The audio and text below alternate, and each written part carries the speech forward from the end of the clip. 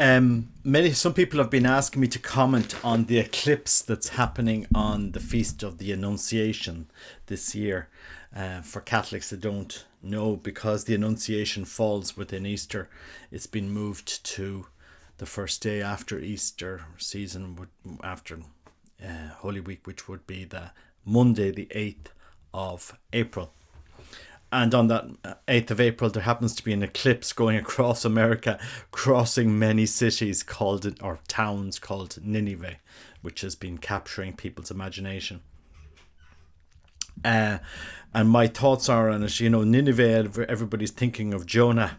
But when I was thinking of Nineveh, I was thinking of another quote, which was Nahum, and your shepherds are asleep, kept coming to me. Your shepherds are asleep.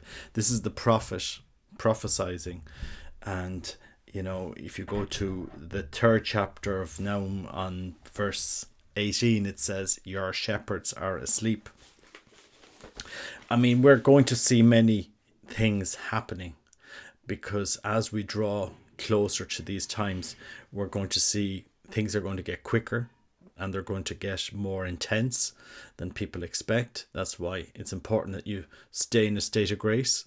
You frequent the sacraments. Don't be afraid. But Our Lady prophesied, Our Lady prophesied so many times, and these prophecies were fulfilled. What Our Lady said would happen, happened. But we're like stupid kids. We just don't listen to our mother. Yeah, we know better, Mommy. We know better than what you're saying. How many mothers around the world say, if you take drugs, you could die. Yeah. Do people listen to their mothers? It happens. When destruction comes on you, people will remember what your mother said.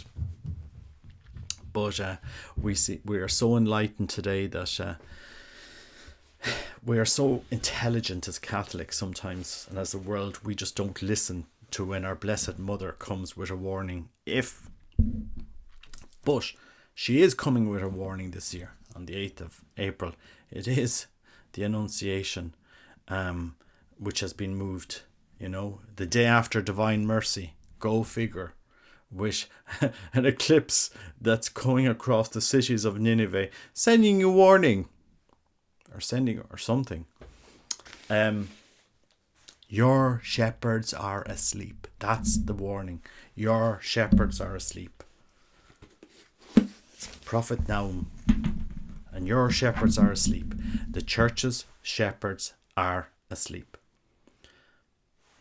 The church has one task, very important task, which is union with God. To bring Catholics, Christians, to union with God. To teach them how to unite themselves with God. Intimate friendship with God. Because if you had union with God, you would be completely transformed, and you would transform the world around us. And everything that is happening in the church is to stop union with God. Everything. You look at the sin and the synodality and what is being discussed. You look at the Irish synodal document, completely lost. You look at the destruction of confession over the last 50, 60 years. Everything possible that could be done to stop people having union with God has been done. And so, our Blessed Mother, heaven has been sending a message to the church. You shepherds are asleep. So go and read Nahum. Verse 8, chapter 3, verse 18. Your shepherds are asleep, O King of Assyria. Your nobles slumber. Your people are scattered on the mountains, with none to gather them. There is no easing your hurt. Your wounds are grievous. All who hear the news about you clap their hands over you. For upon whom has come your unceasing evil? People can think it's Catholic conspiracy that all of this is happening, but I don't think it's Catholic conspiracy. Your shepherds are asleep. And our Lord is sending a message. The church's shepherds are asleep. The church has one mission: salvation of souls. How are souls going to be saved if they never encounter a personal relationship with Christ? What does the message of the gospel mean if you're not able to find it, incorporate it, and enter into your own heart to encounter Christ? Everything hinges on, what saints like Saint Teresa of Avila spoke about 500 years ago. Everything hinges on that. Everything. If the church loses its supernatural calling, which in many places it has, and you can see it, once the church loses its supernatural calling, it ceases to exist. The church will cease to exist. The work that we do in the church is meaningless, is pointless, because the church is not an NGO, it's not a charity. It is where you encounter the school of divine love. You enter into the school of divine love. That's what the church is supposed to incorporate you into. That personal relationship with Christ. Everything else is superfluous, pointless. And what has happened in the last 50, 60 years? Not only have we abandoned that mission in the church, we have lost that supernatural direction of the church. And so when you see it in seminaries, men coming through the priesthood and they don't know how to pray. They actually don't know how to pray. They haven't progressed beyond the fourth or even into the fifth mansion at all. You have bishops that haven't even entered the mansions, that haven't gone past even the purgative stage. And that's a fact. That's a fact. When you look at the likes of Father Marcial, that was writing books on the integral formation of the Catholic priest, a founder of one of the largest congregations that had never even started his spiritual life. Never started it. Never entered the castle. We know this because we can look at how he lived his life. He was neither poor, chaste, nor obedient at all, ever. And yet, somehow, he managed to infiltrate to such an extent and left a trail of destruction. Why did our Lord allow this? So that we would see this and learn and be purified. The church will be purified, and the church is being purified at this moment in time. Cardinal Gruer in Austria, I remember in the 1990s, Father Marcial defending him, turned out to be an abuser, abusing kids. That man that rose up to the top in his country had no spiritual life, had never progressed through any of the mansions, because you cannot enter the spiritual life if you're living in mortal sin. You cannot progress. Cardinal Keith in Scotland, another man that rises up to the top. No spiritual life, not even the start of it. Because you can't live divided. Christ can't work in that soul that is divided. He can't. Cardinal McCarrick. Need I say more? No spiritual life. No union with God. Nothing. Zero. And where does he land? And so on and so on and so on. The church has been governed by men who have no union with God, no spiritual life, no purgative, no contemplative, no unitive, no prayer. Because you cannot live that life. You cannot live as a cardinal or as a priest, abusing people, having sex with them, and then go and read a breviary. It doesn't work. It can't work. The church has lost her mission, her supernatural mission. And unless it realizes this very, very, very quickly, it will see that any plans you do, any synodal plans or any, will fail and fail abysmally, completely and utterly fail when you have these men that have no union with Christ leading them. And that's what they are. When I see, we need women priests. Why? Would St. Teresa of Avila ever have said that? Absolutely not. When she arrived at 57 to understand prayer, she wasn't worrying about, I need to be a priest to have you. No, she had full union with Christ. She was another Christ. She's not saying, oh no, the church needs this. People that say these things, we need women priests, we need married priests, have no union with God at all. Zero. They've never experienced it. Especially that, when we remember that bishop in the Amazon Synod, I never baptized a single person, because he had no union with God. Nothing. Zero. And Catholics, laity, need to wake up and understand the spiritual life and understand the spiritual mission of the church, so that you can recognize these frauds. They're frauds in the church. Frauds. Pastors that have no heart for the mission. And I speak from experience, because I experienced them. I saw them. You can smell a priest who has no union with God. Some of them are good faking it. They'll fake a pious front. But sooner or later it crumbles. And the person you held up with had such virtue, and all of a sudden the virtue falls at the trial, because they had no union with God. And in order for the church to be revived, those that lead us at the very top have to be in the 6th or 7th mansion that St. Teresa of Avila is talking about. Because anything else, where are we going, guys? You have to lead us as another Christ, and act as another Christ, and have the faith of the apostles to teach us and lead us. So that's what's coming on October and the day after Divine Mercy on April 8th. You'll get your warning. The church will get their warning. The pastors, the shepherds are asleep. You are asleep.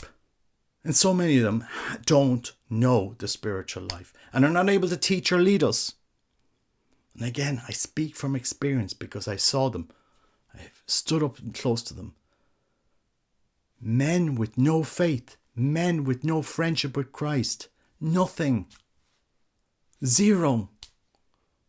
Swimming in the moat with the crocodiles and the beasts that St. Teresa of Avila talks about in her interior castle.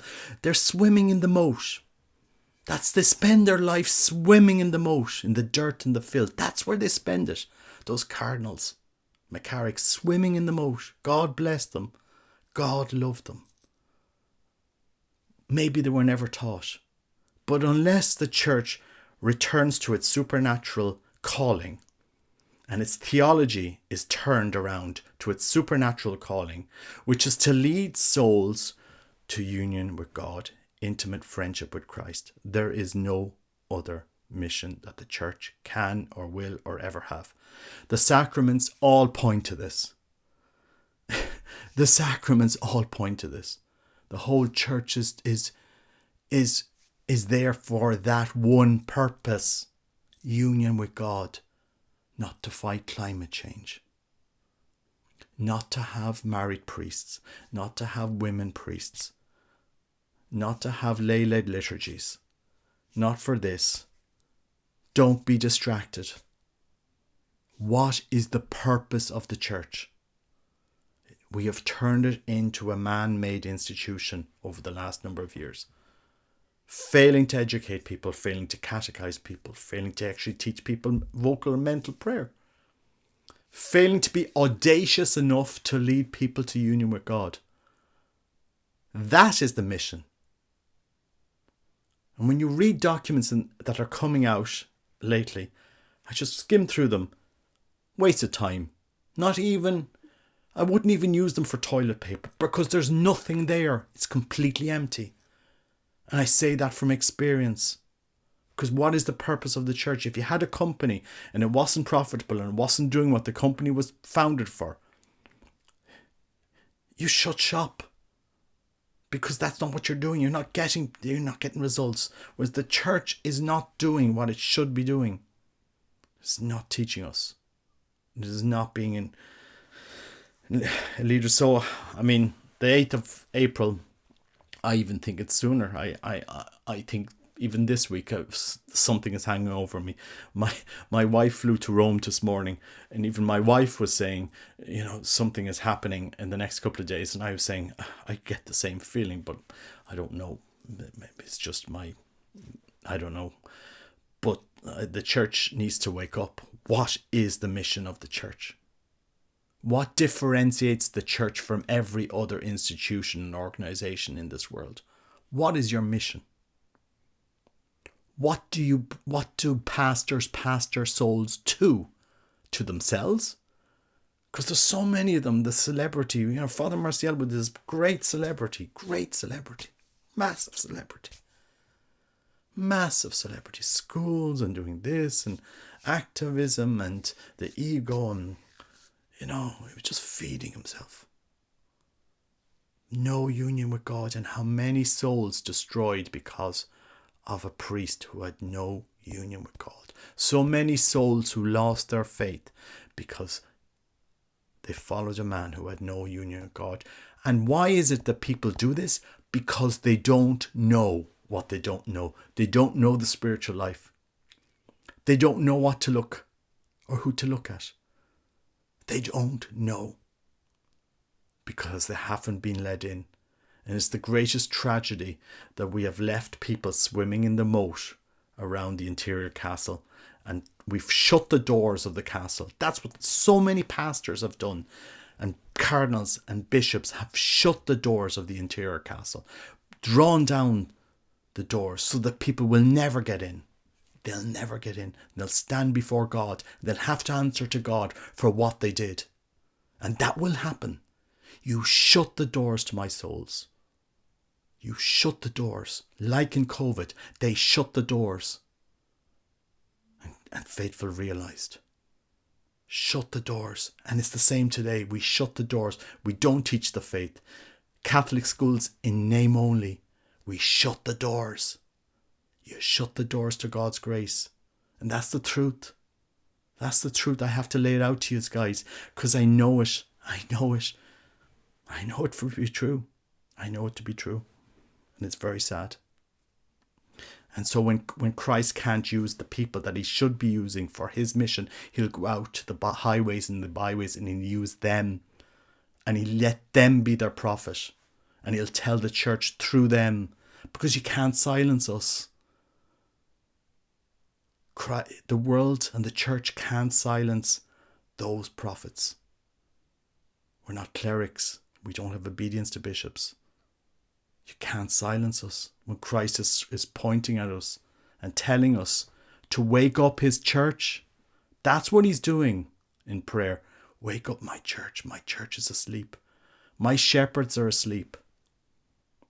You have schools, you won't teach the faith. You have confessionals, you won't hear confessions. You have breviaries, you never open.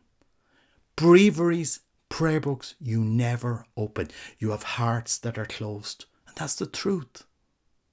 Because I've seen it. I've witnessed it. When people speak up about corruption, priests speak up about corruption, they're silenced. They're silenced. That is the horrible thing. The mafia that they try to, they're silenced. And this is the sad thing about what's happened in our church. This is the saddest thing, that we have closed the doors to Christ's mercy by not even allowing people to know what's there. And God will wait for a while, but his mercy, his acts of mercy are not infinite. And the time of mercy is closing. And those that have not done their job will have to answer to God. God bless you. Take care. Bye-bye.